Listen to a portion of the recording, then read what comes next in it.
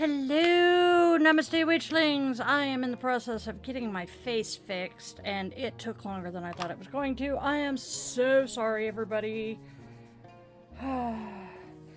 Is anybody surprised that Di is slightly disorganized? No. Almost. Okay.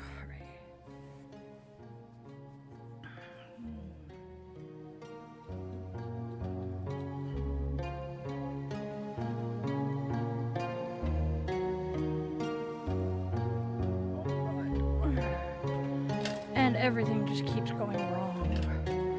Oh my good gods. Go, haha. I fixed it.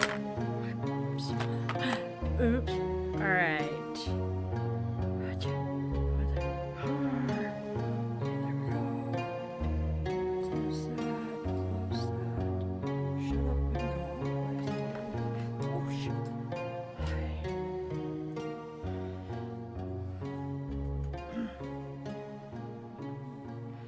Alright, give me just a second to put stuff away and then we will be able to bring the camera in. I am so sorry, y'all. I'm having a day. About 20 minutes before my appointment this afternoon ended, I just hit a brick wall.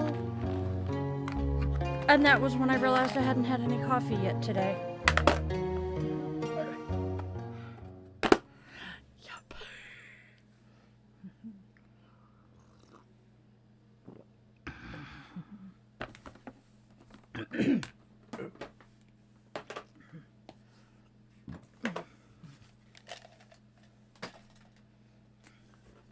Hi, everybody. Oi. Yes, I'm very furry today. I apologize. I yoinked your bag, Amy. I will give you your bag back if you ever want it. Oh my good grief, that was supposed to be gone.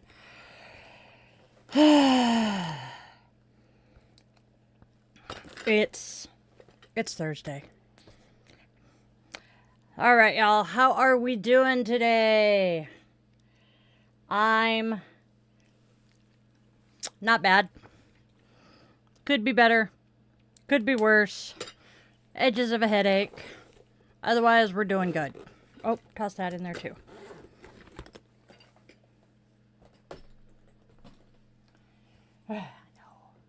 There we go. Hey. I'm alive and kicking. That's about... Thank you, Tante. That's about the best I can say right now. Ooh. Although, in all honesty, I should probably take some pain pills. The weather is changing. My body is not happy with this. Wildfire smoke last night. It was bad last night, too.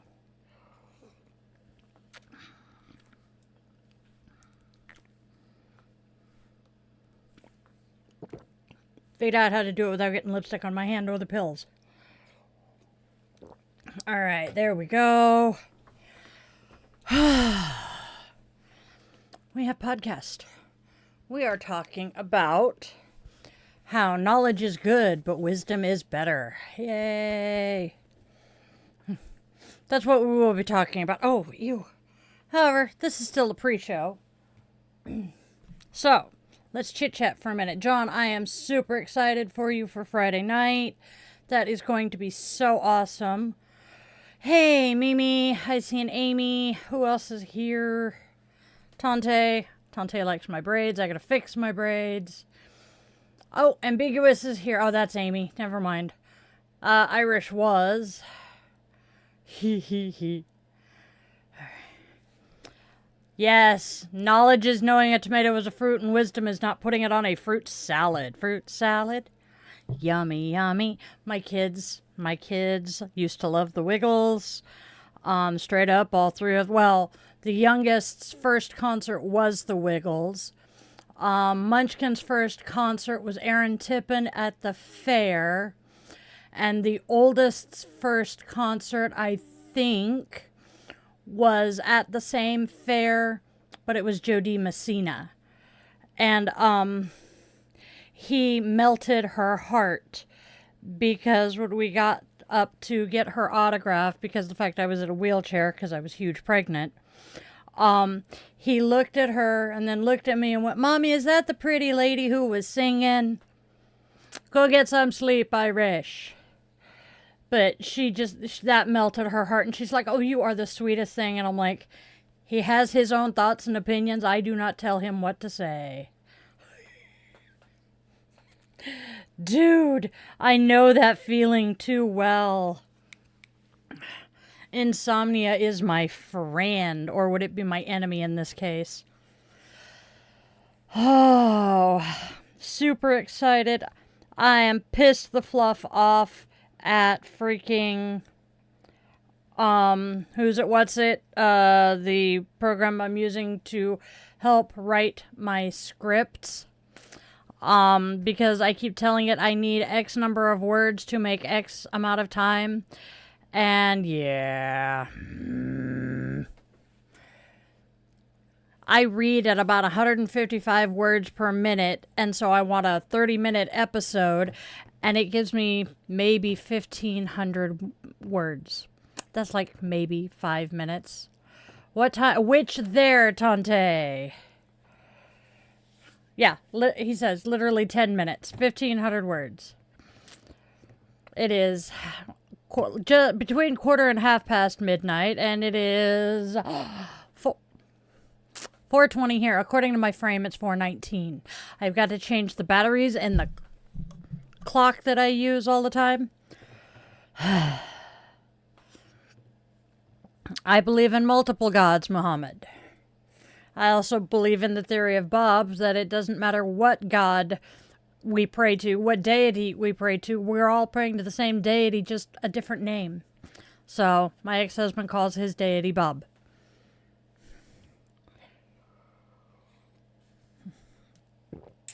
Irish, I feel for you. I have not been getting enough sleep lately, and it is definitely kicking me in the ass. It's not good. Hey, atheism is fine here as well. Yep. I was first introduced to something akin to my darling ex-husband's theory of Bob in high school. Because my junior and senior English teacher introduced us to Joseph Campbell. Mind you, he was our English teacher, but he was actually an anthropologist. I could not have asked for a better teacher.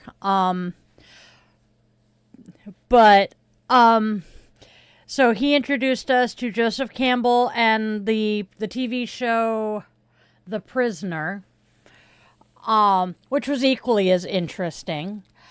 And one of the episodes of whatever Joseph Campbell thing we watched, I wish I could remember which one, he discussed the fact that the three major religions, the Abrahamic religions, i.e. Christianity and Judaism, Buddhism, and Muslim, all had very, very, very similar structures. They all had essentially their do's and don'ts, the 10 Commandments. They all had the Golden Rule. They all had a Holy Trinity. And their main protagonist, for lack of a better word, went through the same types of trials and had their X number of years wandering the desert, so to speak. And I grew up with my grandfather as an Episcopal priest, which, if you've been around any here, you know. I grew up in the church and listening to this man compare the three major religious families. I know I'm not wording it well, but y'all know what I mean. And showing how many similarities they had just rocked my world. And I honestly think that is part of what set me up to being far more comfortable stepping away from the religion. Go get some sleep, Irish. Do not make me mom you. But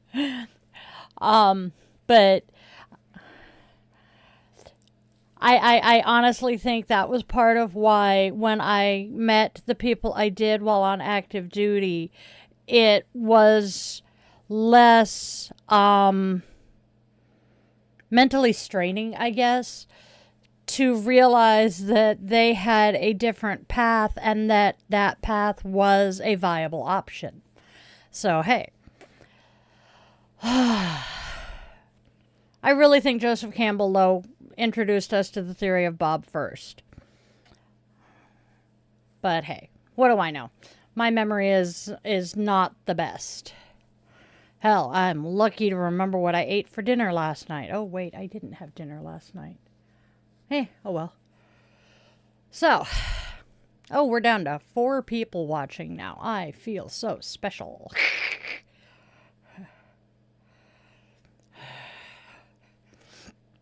I hear you, Mimi. I definitely am of the I'll sleep when I'm got nothing else to do thing. Trying to avoid that word. Y'all know what I mean, though. I'll sleep when I'm taking a dirt nap. Dirt nap sounds fun. John and his inability to cook. That is one thing I am very grateful that I did with my kids. I was not the mom that went ahead and let my boys get away with not learning how to take care of themselves properly. Hell no. There was not a chance that I was going to send my boys out into the world with the full expectation by them that someone else was going to cook and clean for them for the rest of their lives. No. I made sure that my boys knew how to cook and clean. Do they do it? Not necessarily, but they know how. Because I have heard so many women complain that their husband weaponizes incompetence and does the, well, I don't know how to do it, so. Nice. I know that. But I was not going to have my boys go out there and say, well, I don't know how to do it. You do it for me. That's what the youngest one already does. My youngest does it to me anyway, and because I am a soft-hearted mother, I'm like, okay, fine, I'll cook for you. But I am not cleaning his room. I'm sorry. I stopped cleaning his room when he started school.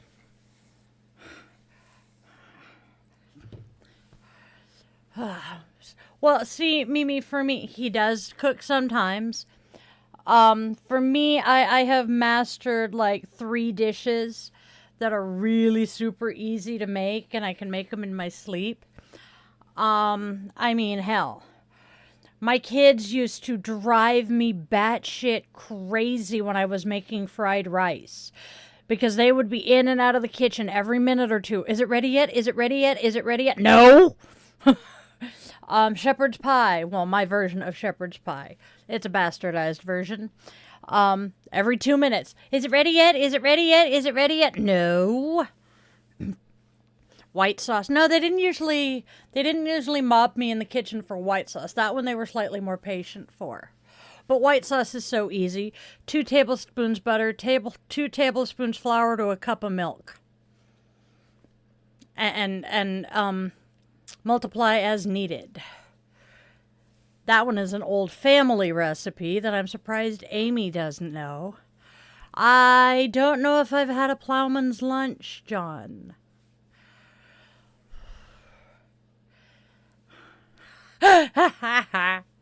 Nice. But yeah, my mom made sure I knew how to cook. My brothers all know how to cook, which is pretty awesome. Well, I was really, honestly, the incubator was slightly progressive in some respects because she was the one who refused to send her sons out into the world unable to cook. However, again, that came from my grandmother making sure my uncles could cook. And from my understanding, my uncles are both very good cooks. Spaghetti is fun. I am not a goulash fan. Mac and cheese pizza? I'm hoping that it's mac and cheese, comma, pizza, not that it's mac and cheese on pizza, but that does sound interesting. Doesn't it? And my mother was also one that absolutely despised things like Hamburger Helper. Because as far as my mother was concerned, if you cooked out of a box, then you didn't really know how to cook. And she just was anti that stuff for the longest time.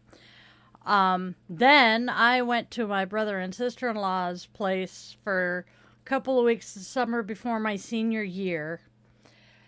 And, they introduced me to tuna helper, tuna fettuccine, and I was a lost cause. Fell in love with it. Made it as often as I could get away with. And just, it was great. We do tuna burgers. The tuna burgers thing is a Disneyland recipe. I had a feeling.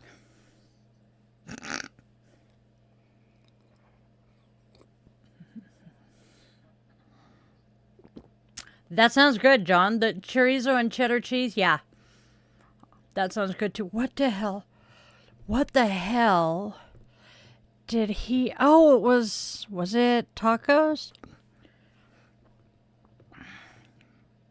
That's because I've got powder in my nose and it itches. But yeah, chorizo and cheddar cheese is good.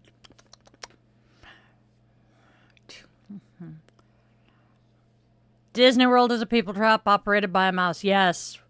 Yes.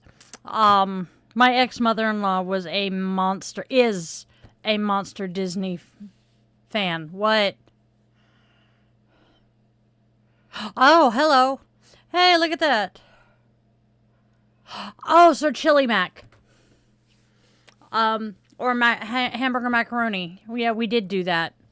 All right. It is time to transition into our fantabulously prepared, podcast. That joke was goofy. Oi. All right, so let us reset for a second. We'll be right back and we'll get started with the podcast. Whoop, whoop. Who gives a Donald Duck? Apparently the stream should redirect you. If not, the link to it has been or will be dropped.